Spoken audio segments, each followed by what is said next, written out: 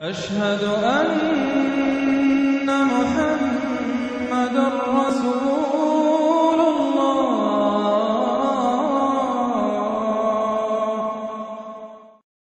اب ہم پھر آ رہے ہیں مکی جنت میں داخل ہو رہے ہیں۔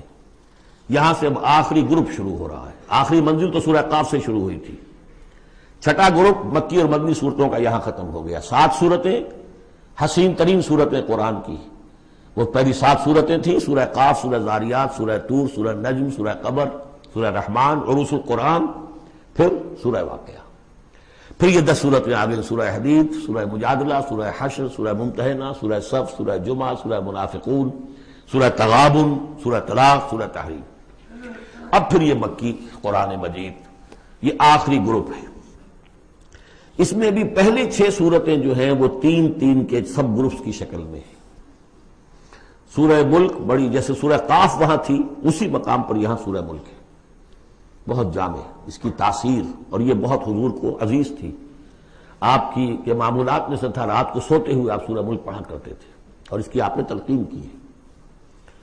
بسم اللہ الرحمن الرحیم، تبارک الذی بیدہ الملک وہو علی کل شیء قدیر۔ بڑی بابرکت ہے وہ ہستی جس کے ہاتھ میں ہے بادشاہی، راج اس کا ہے۔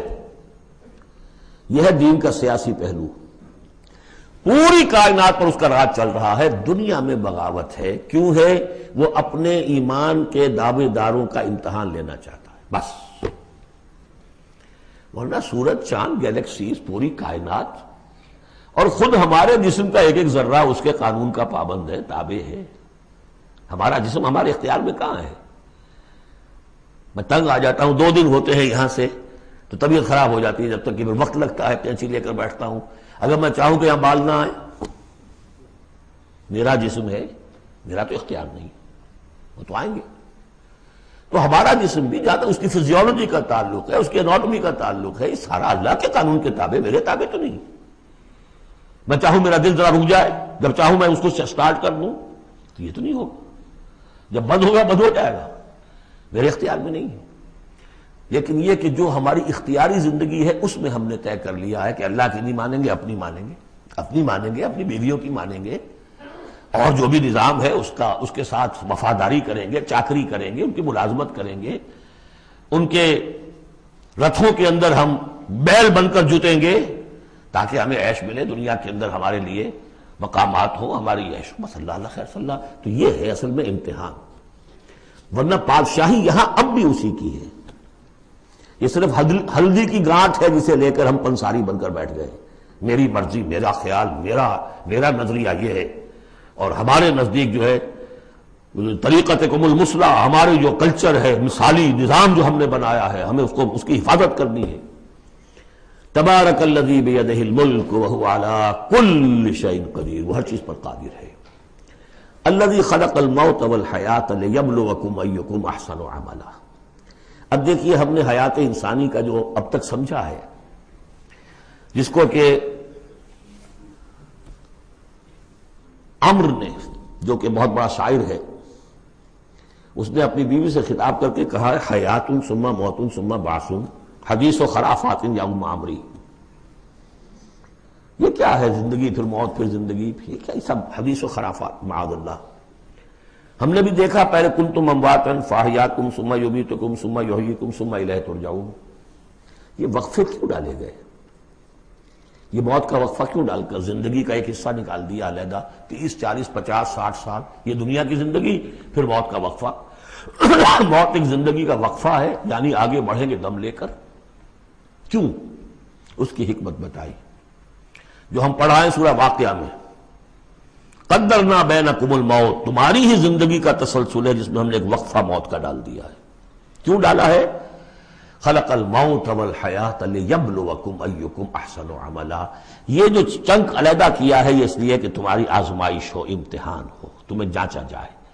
وہ 3 گھنٹے کا امتحان ہوتا تھا جو دیتے تھے تم کبھی اسکولوں میں، اب یہ 30 برس کا سمجھ، اور واقعی 30 برس ہی ہوتے ہیں آدمی کے پاس۔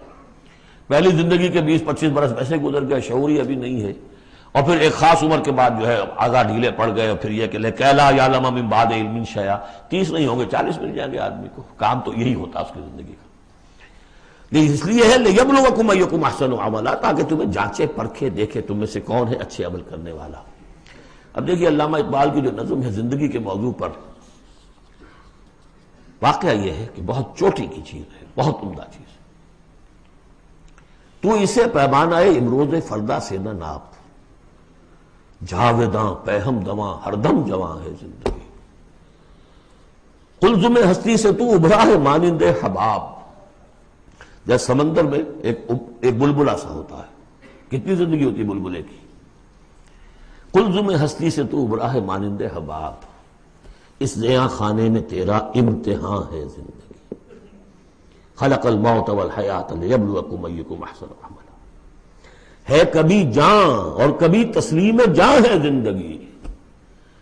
کبھی زندگی جان سے مترادف ہے، عبارت ہے، کبھی جان دینا اصل زندگی ہے۔ وَلَا تَقُولُوا لِمَنْ يُقْتَلُ فِي سَبِيلِ اللَّهِ أَمْوَاتٌ بَلْ أَحْيَاءٌ وَلَٰكِن لَا تَشْعُرُونَ، ہے کبھی جان اور کبھی تسلیم جان ہے زندگی۔ اصل زندگی جو ہے وہ جان دے دینے سے حاصل ہوگی۔ الذی خلق سبع سماوات طباقا، وہ اللہ جس نے بنائے 7 آسمان ایک دوسرے کے اوپر۔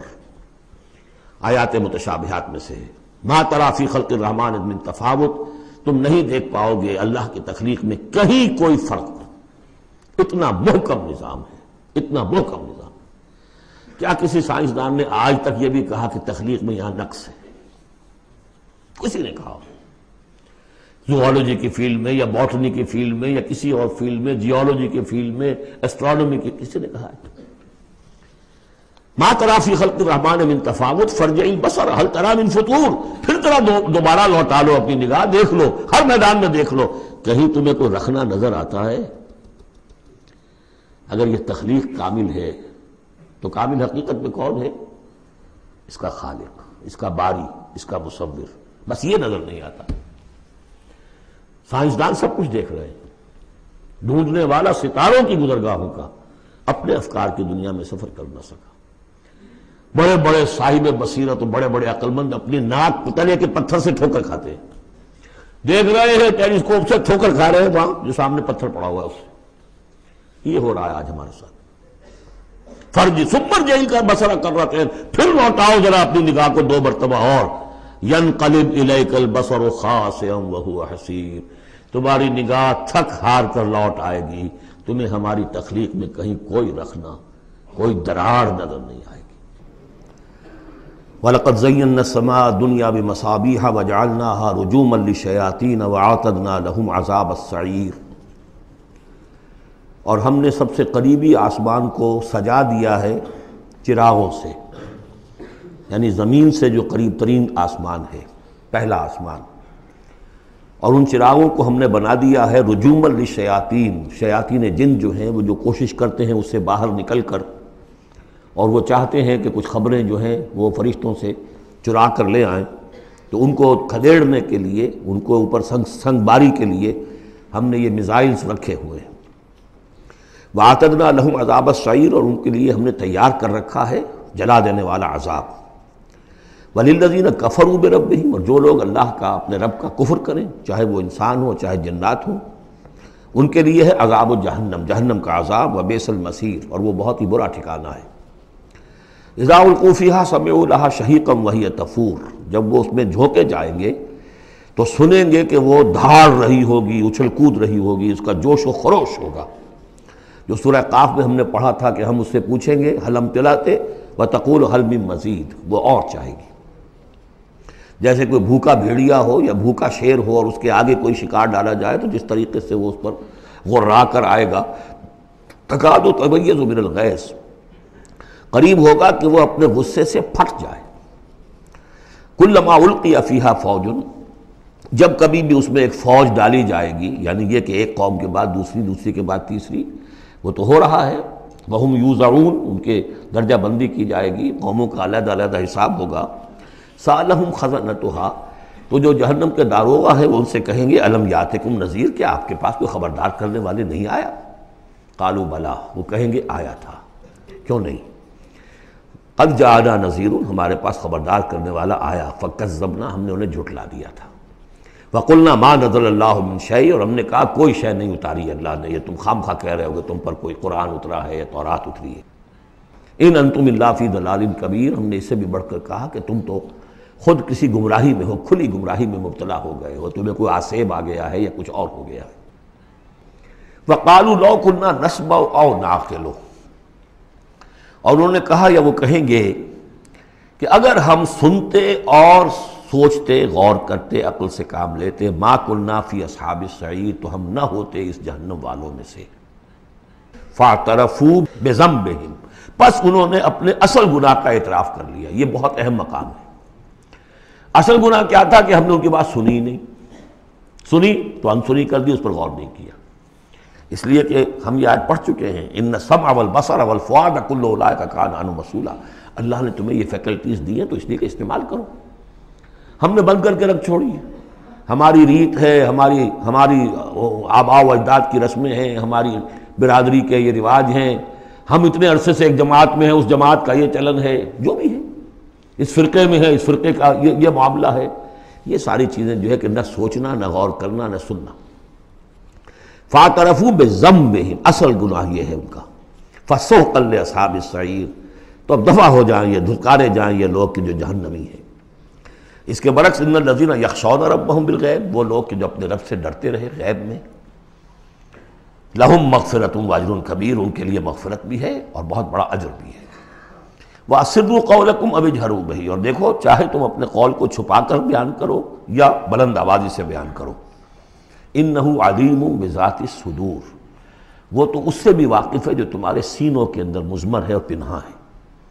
أَلَا يَعْلَمُ مَنْ خَلَقَ، بڑی اہم آیت ہے یہ وہ حصے ہیں قرآن کے یہ کہ جن کو اس طریقے سے ازبر ہونا چاہیے اگر بات کرنا چاہتے ہیں، آپ دین کی وہ خدمت کرنا چاہتے ہیں۔ کیا وہی نہ جانے گا جس نے پیدا کیا؟ ایک ایسی بات ہے کہ جس کا کوئی انکار کر ہی نہیں سکتا۔ گھڑی بنانے والے کو تو معلوم ہے میں نے اس میں کیا کیا پرزے رکھے ہوئے ہیں، مجھے نہیں معلوم، میں اس کا استعمال تو کر رہا ہوں، مجھے بتا دیا یہ بٹن دبا دیں یہ آن ہو جائے گا، لیکن یہ کہ جس نے بنایا ہے کیا اس سے چھپی ہوئی کوئی چیز ہے؟ الا یعلم من خلق وهو اللطیف الخبیر، اور وہ تو بہت باریک بین ہے، ہر شے کی خبر رکھتا ہے۔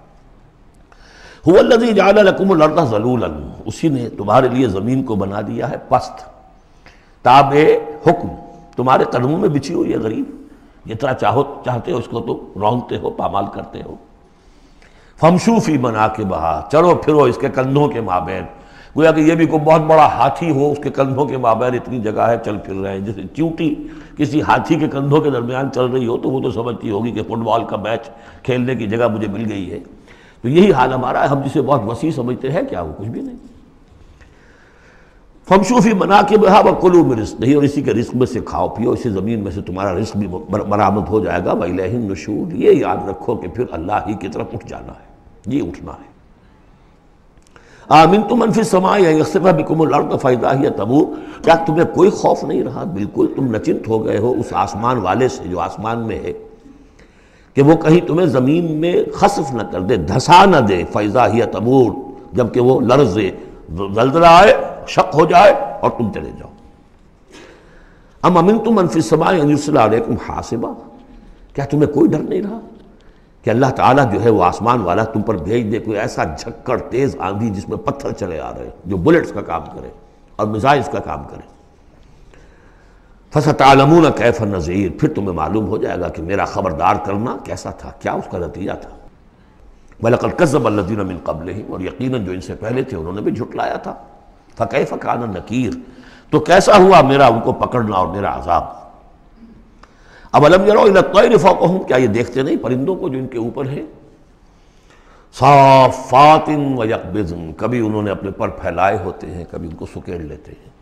ما یمسکہن الا الرحمن، نہیں روکے ہوئے انہیں اس فضا کے اندر مگر رحمان۔ انہ بکل شیء بصیر، یقیناً وہ ہر چیز کو دیکھ رہا ہے۔ یعنی جو قانون طبیعی ہے جس کے تحت وہ چل رہا ہے وہ تو اللہ کا بنایا ہوا ہے۔ امن ھذا الذی ھو جند لکم ینصرکم من دون الرحمن، بھلا وہ کون ہے جو تمہارا لشکر بن جائے اور تمہاری مدد کرے رحمان کے مقابلے میں؟ ان الکافرون الا فی غرور، نہیں ہے یہ کافر مگر دھوکے میں آ گئے، بہکاوے میں آ گئے۔ امن ھذا الذی یرزقکم من امسک رزقا، پھر بھلا کون ہے وہ جو تمہیں رزق دے سکے اگر اللہ اپنے رزق کے خزانوں کو روک لے؟ بل لجوا فی عتو و نفور، نہیں، یہ لوگ اپنی شرارت میں اور نفرت میں بہت آگے بڑھ گئے۔ افمن یمشی مکبا، یہ آیت بہت اہم ہے حکمت قرآن کے اعتبار سے، فلسفے کے اعتبار سے۔ افمن یمشی مکبا علی وجہہ اہدی امن یمشی سویا علی صراط مستقیم۔ دو انسانوں کا تصور کرو، ایک شخص وہ ہے کہ جو اوندھے منہ پیٹ کے بل گھسٹ رہا ہے، ایک وہ جو سیدھا کھڑا ہے، سیدھے راستے پر چل رہا ہے۔ کون ہوگا زیادہ ہدایت پر؟ اس میں نقشہ کھینچ دیا گیا ہے۔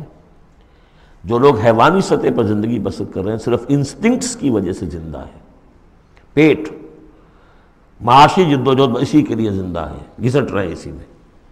اس اوندھے پڑے ہوئے انسان کے مانند نہیں جنہیں آگے کا کچھ پتہ نہیں، آگے کہاں جانا ہے، وہ تو ان کے انسٹنکٹس انہیں چلا رہے ہیں، بالکل اینیمل لیول کے اوپر زندگی گزار رہے ہیں، اوندھے منہ۔ انہیں کیا نظر آئے گا راستہ کون سا ہے، کدھر جانا ہے؟ ایک شخص کھڑا ہے سیدھا، اپنی منزل اس نے معین کر لی ہے۔ یہ بالکل وہی فلسفہ ہے جو سورہ حج میں آ چکا ہے۔ انسان حقیقت میں وہی انسان ہے جس نے اپنا کوئی آدرش، کوئی نصب العین، کوئی مقصد، کوئی آئیڈیل زندگی میں مقرر کیا۔ جو شخص بغیر کسی نصب العین کی زندگی گزار رہا ہے، ہی از این اینیمل۔ اولئک کالانعام بل ھم اضل۔ حیوانات جو ہیں یہ چوپائے، ان کی زندگی کا کوئی مقصد نہیں ہے۔ وہ تو اللہ نے ہمارے کام کے لیے پیدا کر دی، آپ لوگ کاٹوں گوشت کھائیں اور ان کی چمڑوں سے جوتیاں بنائیں اور جی رہے وہ خالص انسٹنکٹس کے اوپر، ان کی جبلتیں ہیں، صرف جبلت کے تحت ہیں۔ انسان صرف حیوان نہیں ہے، اس میں کچھ اور ہے، اور اس کے لیے کوئی آئیڈیل۔ ضعف الطالب والمطلوب، جتنا اونچا آئیڈیل ہوگا اتنا ہی اونچا انسان جائے گا، لیکن جس کا کوئی سرے سے آئیڈیل نہیں وہ نرا حیوان ہے۔ آخر چوپائے بھی تو اسی طرح چلتے ہیں نا۔ افمن یمشی مکبا علی وجہہ اہدی امن یمشی سویا علی صراط مستقیم، سیدھا راستہ اور اس کی منزل معین ہے، مجھے ادھر جانا ہے۔ دنیا میں ہماری منزل اقامت دین، حقیقت میں زندگی کی منزل آخرت، رضا الہی کا حصول۔ قل هو الذی انشأکم وجعل لکم السمع والابصار والافئدہ، کہہ دیجئے وہی ہے جس نے تمہیں انشاء، اٹھانا، تمہیں بنایا، بڑھایا، وجعل لکم السمع والابصار والافئدہ، تمہیں کان دیے، آنکھیں دی اور دل دیے یا عقل دی۔ عام طور پر قرآن میں سمع پہلے کیوں آتا ہے اور بصار بعد میں کیوں آتا ہے؟ انسانی علم کا جب آپ جائزہ لیں گے تو اس میں پہلا حصہ ہوتا ہے جو پہلی نسلوں نے علم حاصل کیا ہوا ہے، اس کو آپ اخذ کرتے ہیں اپنی سماعت سے۔ آپ سنتے ہیں، کلاس میں لیکچر ہو رہا ہے، پروفیسر لیکچر دے رہا ہے، جو کچھ ہوا ہے پہلے وہ آپ نے پچھلی نسلوں کا جو بھی ذخیرہ معلومات ہے وہ جمع کیا، اب آپ نے آبزرو کیا، کچھ اور معلومات حاصل کی، کچھ نئی حقیقتیں آپ پر منکشف ہوئیں، اور پھر آپ نے اس کو جوڑا، ایک قدم آگے گئے۔ ان السمع والبصر والفؤاد کل اولئک کان عنہ مسئولا قلیلا ما تشکرون، بہت کم ہی شکر ہے جو تم کرتے ہو۔ قل هو الذی ذراکم فی الارض والیہ تحشرون، کہہ دیجئے اسی نے تمہیں پھیلا دیا ہے زمین میں اور اسی کی طرف تم اکٹھے کر دیے جاؤ گے، جمع کر دیے جاؤ گے۔ وَيَقُولُونَ مَتَىٰ هَٰذَا الْوَعْدُ إِن كُنتُمْ صَادِقِينَ، وہ کہتے ہیں کب ہوگا یہ وعدہ، کب پورا ہوگا، اگر تم سچے ہو تو بتاؤ۔ قُلْ إِنَّمَا الْعِلْمُ عِندَ اللَّهِ، کہہ دیجئے کہ اس کا علم اللہ کے پاس ہے۔ آخرت کب آئے گی؟ وَاللَّهُ عِندَهُ عِلْمُ السَّاعَةِ، اللہ ہی کے پاس اس کا علم ہے۔ وَإِنَّمَا أَنَا نَذِيرٌ مُّبِينٌ، اور میں تو بس صرف ایک واضح اور صاف صاف ڈرا دینے والا ہوں، اس کے سوا میری ذمہ داری کوئی نہیں۔ فَلَمَّا رَأَوْهُ زُلْفَةً، پھر جب وہ دیکھیں گے اس کو، قریب آ گئی، سیئت وجوہ الذین کفروا، تو ان کے چہروں کے حلیے بگڑ جائیں گے، برے ہو جائیں گے ان کے چہرے، ان کافروں کے۔ وقیل ھذا الذی کنتم بہ تدعون، اور کہا جائے گا یہ ہے وہ جس کو تم مطالبہ کرتے تھے کہ لاؤ اور لے آؤ جلدی سے۔ قل ارأیتم ان اہلکنی اللہ ومن معی او رحمنا فمن یجیر الکافرین من عذاب الیم، اے نبی ان سے کہیے دیکھو اگر مجھے میرا اللہ ہلاک کر دے، یا اور جو میرے ساتھ ہیں ان سب کو بھی ہلاک کر دے، یا اللہ تعالی ہم پر رحم فرمائے، سوال یہ ہے کہ تمہیں کون بچائے گا، کافروں کو کون بچائے گا عذاب علیم سے؟ ہمارا جو بھی ہو ہم ناکام رہ جائیں، تمہارے نزدیک ناکام ہو گئے، ہمارے نزدیک تو کوئی ناکامی ہے ہی نہیں۔ حل تربصون بنا الا احدی الحسنیین، دو اعلیٰ صورتیں ہیں، ان میں سے تیسری کوئی صورت ہے ہی نہیں۔ یا ہمارا رب ہمیں سب کو جام شہادت نوش کروا دے، کامیابی، سب سے بڑی کامیابی تو یہی ہے۔ اور کامیاب ہو کر اگر واپس آ گئے تو تم بھی کہو گے کہ کامیاب ہے. لیکن تم سوچو کہ کافروں کو کون بچائے گا دردناک عذاب سے. قل هو الرحمن آمنا به، کہہ دیجئے وہ رحمان ہے، اس پر ہم تو ایمان لا چکے ہیں، وعلیہ توکلنا، اور اسی پر ہمارا توکل. نوٹ کر لیجیے یہ صورتیں جو ہے بالکل ابتدائی زمانے کی صورتیں ہیں. ابھی سمجھیے کہ یہ ابتدائی رد و قضا ہے، جس کی آخری شکلیں وہ ہیں جو سورہ انعام اور سورہ اعراف اور سورہ یونس اور سورہ ہود میں ہم دیکھا ہے. فَسَتَعْلَمُونَ مَنْ هُوَ فِي ضَلَالٍ مُبِينٍ، تو عنقریب تمہیں معلوم ہو جائے گا کہ کھلی گمراہی میں کون تھا، ہم تھے یا تم تھے. قُلْ أَرَأَيْتُمْ إِنْ أَصْبَحَ مَاؤُكُمْ غَوْرًا، ذرا ایک بات پر اور غور کرو، اگر تمہارا یہ پانی جو زمین کا ہے وہ نیچے اتر جائے، کبھی کبھی ایک دم بہت جو ہے ایک الارم ہو جاتا ہے کہ پانی کی سطح نیچے جا رہی ہے، بارشیں کم ہوئی ہیں، پانی کی سطح نیچے جا رہی ہے، کہاں سے لائیں گے پانی؟ وہ تو پھر بھی ابھی ایک حد تک ہی نیچے جاتی ہے، یہ پانی اور نیچے چلا جائے. فَمَنْ يَأْتِيكُم مِّن مَّاءٍ مَّعِينٍ، کون ہے وہ جو لائے گا تمہارے پاس وہ پانی صاف نتھرا ہوا پانی.